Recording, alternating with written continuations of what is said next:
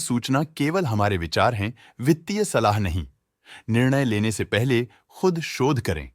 किसी भी लाभ या हानि के लिए हम उत्तरदायी नहीं हैं।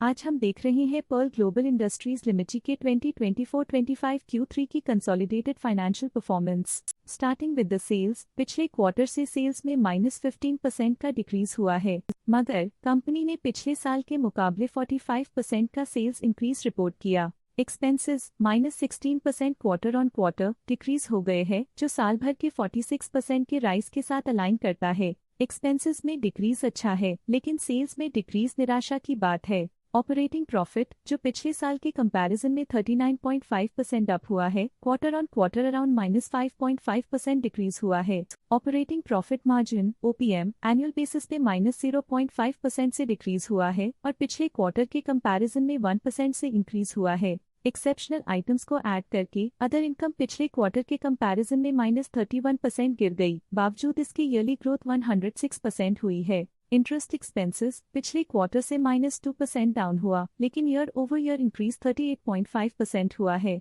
डिप्रिशिएशन कॉस्ट में 7% का क्लाइम देखने को मिला और ईयरली बेसिस पे 19% का इंक्रीज देखा गया। प्रॉफिट बिफोर टैक्स एनुअली 55% बढ़ा, लेकिन प्रोसीडिंग क्वार्टर से -14% डिक्रीज हुआ है। इस साल कंपनी ने 2% टैक्स पे किया और क्वार्टरली कंपनी ने 10% टैक्स पे किया है। नेट प्रॉफिट ने ईयर ऑन ईयर 42.5% का इंक्रीज दिखाया, लेकिन लास्ट क्वार्टर से -13% का कंट्रैक्शन हुआ है। इस क्वार्टर के दौरान कंपनी का परफॉर्मेंस इतना अच्छा नहीं रहा।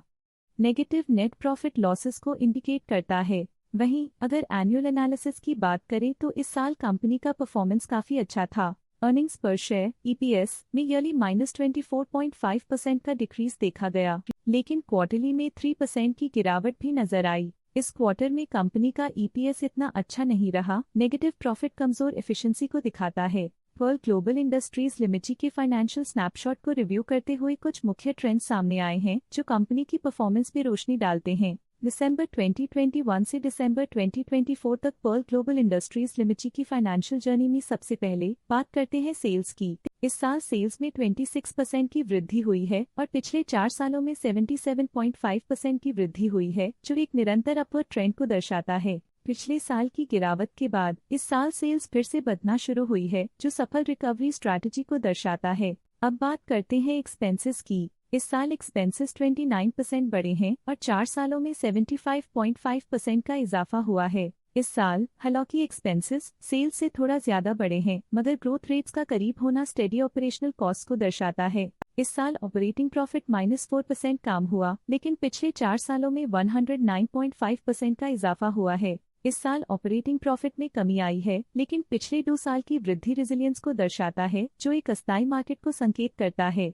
नेट प्रॉफिट का सफर ऊपर की ओर चल पड़ा है। इस साल 24% की चढ़ाई के साथ पिछले 4 सालों में लगभग 2.5 गुना की शानदार वृद्धि हुई है। पिछले 3 साल से नेट प्रॉफिट लगातार बढ़ रहा है, जो फाइनेंशियल हेल्थ को मजबूती देते हुए इन्वेस्टर्स का ध्यान आकर्षित करता है। इस साल EPS में -36% की कमी के बावजूद लंबी अवधि में देखा जाए तो 101% की मजबूत वृद्धि हुई है। इस साल EPS में कमी आने के बावजूद पिछले सालों की ग्रोथ कंपनी की मजबूत ओवरऑल परफॉर्मेंस को अंडरलाइन करती है। चलिए अब बात करते हैं शेयर होल्डिंग पैटर्न की। पर्ल ग्लोबल इंडस्ट्रीज लिमिटेड की शेयर होल्डिंग रिपोर्ट्स कुछ इस प्रकार की हैं, जो दिसंबर 2024 के 31 तक चलता है। ये रिपोर्ट कंपनी के शेयर्स की डिटेल्ड जानकारी देता है, जिसमें promoters, promoter groups, foreign investors, public investors और सरकारी एंटिटीज शामिल हैं। प्रमोटर्स शेयर होल्डिंग 2024 के सितंबर में 62.91% से 2024 के दिसंबर में 62.82% तक डिक्रीज हो गया। ये डिक्रीज दिखाता है कि इस टाइम पीरियड में कंपनी पे प्रमोटर्स का कंट्रोल कमजोर हुआ है।